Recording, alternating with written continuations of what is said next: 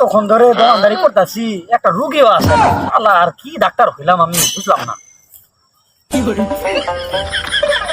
Doctor সাহেব হ্যাঁ, একটা রোগী আমার সামনে আছেন। মনে করেন এই যে আমার ভাই, ওই তো কিছু খায় না। কিছু খাই না? না নাই। বাবরে বসো।